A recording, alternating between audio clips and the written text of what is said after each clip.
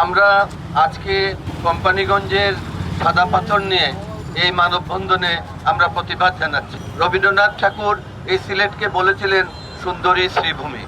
এখন আমাদের সামনে রাতারগুল এসেছে, আমাদের সামনে এই সাদা পাথর এসেছে, বিছানাখান্দি এসেছে, আরও বিভিন্ন জায়গায় এসেছে। এইগুলো প্রকৃতির দান এবং এই দানের কারণে সিলেট আরো বেশি রূপায়িত হয়েছে এবং এগুলো শুধু সৌন্দর্যের মধ্যে সীমাবদ্ধ নয়, এগুলো আজ বাংলাদেশের অর্থনীতিতে অবদান রেখে চলেছে।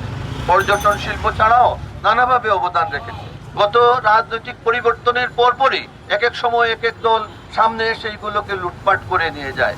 গত এক বছরের খতিয়ানে শুধুমাত্র এই কোম্পানিগঞ্জের এই দলাই নদীর উৎসমুখ থেকে, অর্থাৎ যেটাকে আমরা সাদা পাথর বলছি, এই সাদা পাথর থেকে 500 কোটি টাকার পাথর, বালু, বিশেষ ধরনের বালু, সিলিকন বালু তারা লুটপাট করে নিয়ে গিয়েছে বলে আজকে রিপোর্ট এসেছে।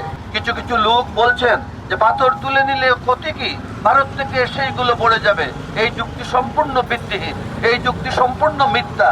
একসাথে দলের সাথে এই দলাই নদীর উৎসমুখে শত শত টন পাথর আসে না, দীর্ঘদিন থেকে পাথর আসে এবং সেই এলাকার মানুষ, সিলেটের মানুষ, সাধারণ জনগণ সেই পাথরকে আদর করে সংরক্ষণ করেছে, সেইগুলোকে লালন করেছে।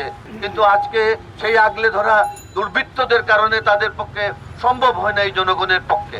এই দায়িত্ব হচ্ছে প্রশাসনের, পুলিশের। বর্তমানে সেনাবাহিনী ম্যাজিস্ট্রেসি পাওয়ার নিয়ে আমরা জানি মাঠে ময়দানে কাজ করছে, তাদের এই দায়িত্ব। আমরা সরকারের কাছে দাবি জানাচ্ছি, যতটুকু আছে ততটুকুকে রক্ষা করুন, না হয় সিলেটের পর্যটন শিল্প ধ্বংসের মুখে উপনীত হবে এবং অর্থনীতি মারাত্মক দশের সম্মুখীন হবে।